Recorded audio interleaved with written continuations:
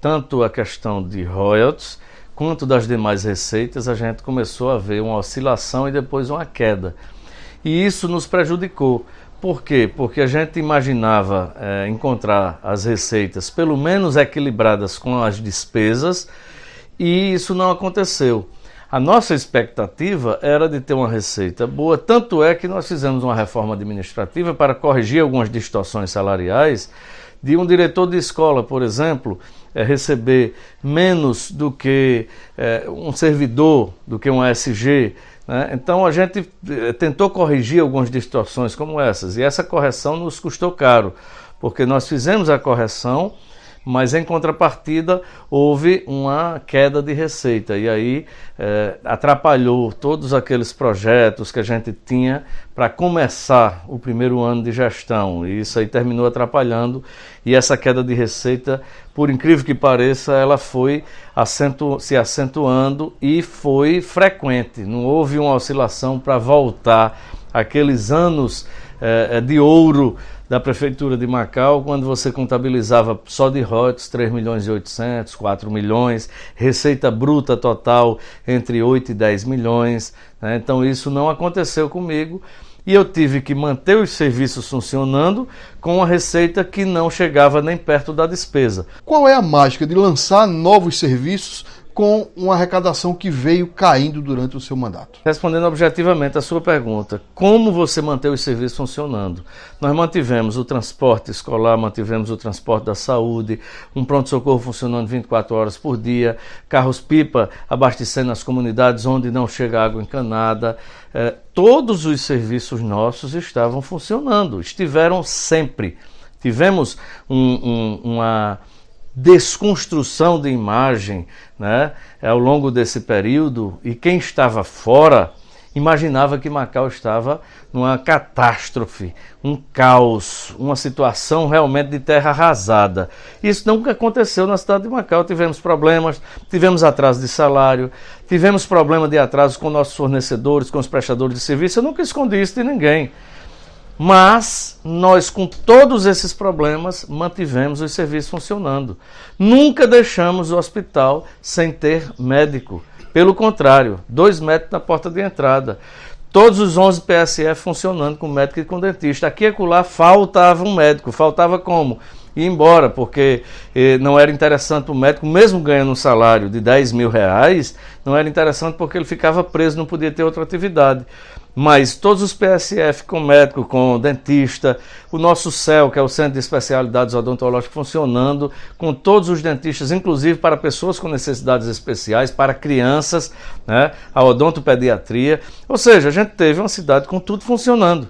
Mas você que estava fora, imaginava, recebendo informações pelas redes sociais, que a cidade estava um caos, um desmantelo grande. Isso nunca aconteceu. Nós tivemos problemas, temos problemas, mas nós tivemos os serviços todos funcionando e tentando cada vez mais aperfeiçoar e atender com novos serviços, como é agora a Macau Pet, que é uma clínica veterinária municipal, que vai funcionar justamente atendendo os animais de pequeno porte gratuitamente, com veterinários, 2 veterinários, toda uma equipe de apoio. Tecnicamente busquei informação e apoio e respaldo do Conselho Regional de Medicina Veterinária para que a gente possa fazer a coisa toda corretamente e amparada legalmente, para ofertar um serviço que nem todos podem pagar.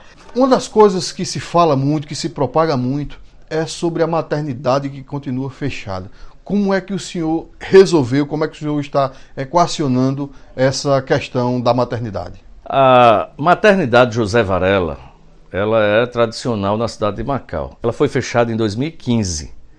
2016, o ano da eleição, permaneceu fechada. Quando eu assumi em 2017, eu não reabri a maternidade enquanto prédio, mas botei para funcionar o serviço de obstetrícia no Hospital Antônio Ferraz. Se você procurar alguma matéria sobre parto em Macau em janeiro de 2017, você vai ver que no dia 19 de janeiro de 2017, antes de eu completar um mês de mandato, estava nascendo crianças em Macau pelas mãos do governo do município. Então eu não abri a maternidade física, eu abri o serviço de obstetrícia no hospital. E de lá para cá a gente já teve mais de 300 crianças que nasceram. Tem tudo catalogado. Isso no hospital. Tivemos a dificuldade, por que não abrir a maternidade mesmo, no sentido lá da maternidade Zé Varela? Porque a gente está contando com pouco dinheiro e contando com uma única estrutura. A estrutura do pronto-socorro, que já tem um centro cirúrgico. Se a gente fosse...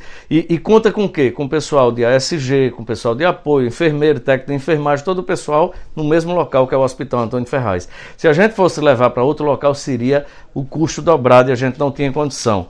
Então, eu penso ainda em reabrir fisicamente o prédio da maternidade. Mas enquanto isso não acontece, as crianças não deixarem nenhum momento de nascer em Macau, porque nós temos um serviço de obstetrícia funcionando, inclusive um médico que é conhecido aqui em nossa região, que é o Dr. Luciano, do Luciano Lopes, com toda a sua equipe, né, do ex-prefeito de Jucurutu, com toda a sua equipe no Hospital Antônio Ferraz, fazendo parto, fazendo pequenas cirurgias eletivas. Como é que foi pensado essa questão de combate à Covid-19 para Macau?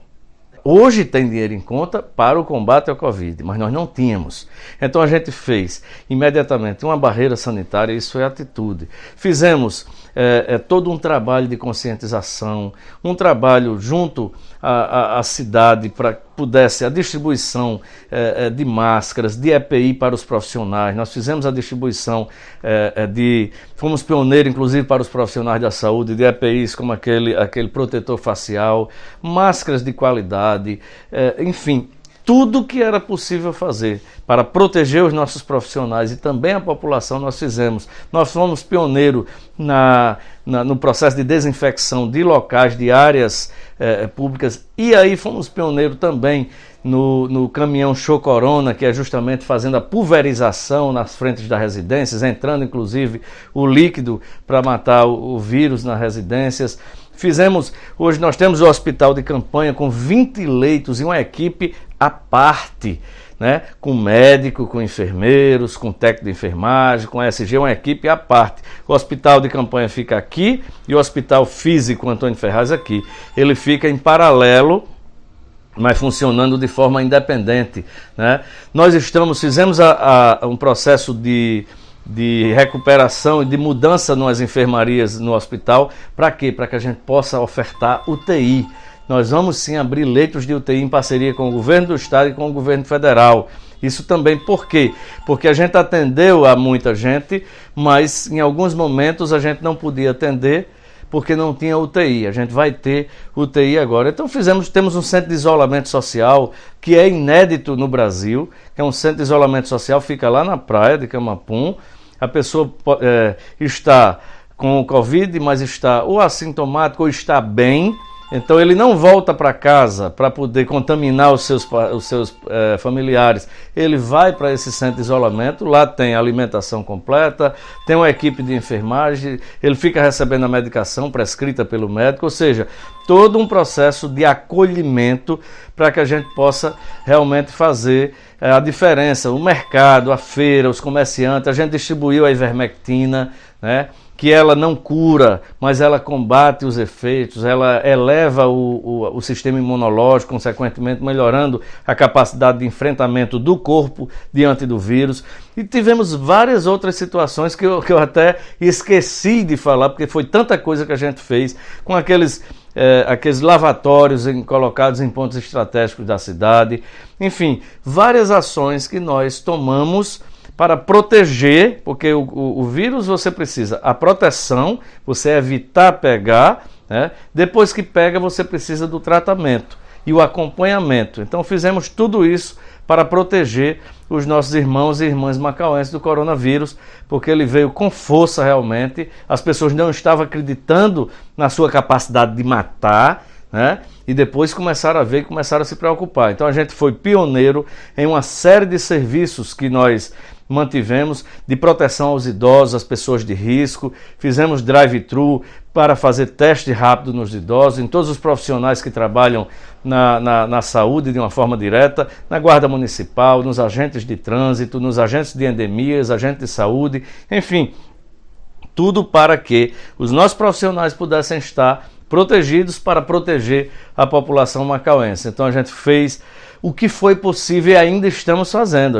Eu fui bater em Campina Grande um dia desse porque eu vi uma reportagem a respeito de uma máscara que ela é produzida com a quitosana, que é uma proteína que vem da casca do camarão, e a quitosana mata o coronavírus. Então, já fui lá no laboratório, a CT Bios, que é o laboratório lá em Campina Grande, a gente está providenciando a parte legal para adquirir essas máscaras e trazer para a cidade de Macau para proteger a população e os nossos profissionais da saúde também. Então, tudo que foi possível e o que está sendo possível fazer, o que de novidade aparece, a gente vai atrás para poder trazer para Macau, para proteger o nosso cidadão, a nossa cidadã. Macau enfrenta agora a saída da Petrobras. E o senhor teve uma reunião com os representantes da Petrobras no estado. Como é que foi discutido isso e o que é que o senhor tem a dizer à população? Não é a Petrobras que vai sair levando tudo. Sai o nome da empresa. O que a empresa faz continua. Então ela não vai sair levando os cavalinhos que extraem petróleo. Ela não vai sair levando a refinaria. Ela não vai sair levando as estações coletoras. Ela vai repassar. Ela vai vender para que outras empresas possam fazer esse trabalho de prospecção, de perfuração, de extração, de refino do nosso petróleo. Então, eu me tranquilizei mais em relação a isso, porque aqui em Macau já tem a 3R, né, que comprou os poços maduros da Petrobras e está produzindo um pouco mais do que a própria Petrobras produzia. E por quê? Quando eu falei, inclusive, com a direção, o que é que eles disseram? Disseram que vão levar a tecnologia para águas mais profundas. Por exemplo, foi dito pela direção que a extração de um barril de petróleo aqui nessa região nossa do Rio Grande do Norte custaria cerca de $23. No pré-sal, a extração do mesmo barril de petróleo custa $4. Então, a empresa precisa trabalhar como empresa. Se eventualmente dá prejuízo numa situação como essa, eles vão repassar. E aí qual é a diferença? Você vai dizer, mas uma empresa que vem para cá não vai ter prejuízo não? Não, porque o que a Petrobras gastava, investia para extrair um barril, vamos dizer assim, envolvia 10 profissionais, estou falando hipoteticamente, essa empresa vai extrair 2 ou 3 barris com 5 profissionais. É assim que funciona a iniciativa privada, no sentido de que gastar menos para produzir mais. É a questão da eficiência. Perguntei sobre os empregos, para a gente também não sofrer com o desemprego em nossa região. Está garantido que boa parte de quem está terceirizado da Petrobras vai para as empresas que vão terceirizar também. E o servidor da Petrobras, ele tem a opção de sair recebendo aquela grana de uma demissão voluntária, consensual, e tem também a oportunidade de permanecer na empresa. Vai ser uma escolha dele. Como Túlio Lemos e o grupo de situação está se preparando para enfrentar a reeleição? Nosso grupo está coeso, eu sou pré-candidato à reeleição, é um direito que me assiste para levar minha mensagem à população, fazendo o que eu estou fazendo aqui, com sinceridade, com transparência, pedindo comparações, inclusive, sem precisar citar nome de ninguém, porque eu fui um prefeito que na campanha, um candidato que na campanha não falei de ninguém, e como prefeito, todo prefeito assume, faz auditoria, faz todo um carnaval contra os seus antecessores.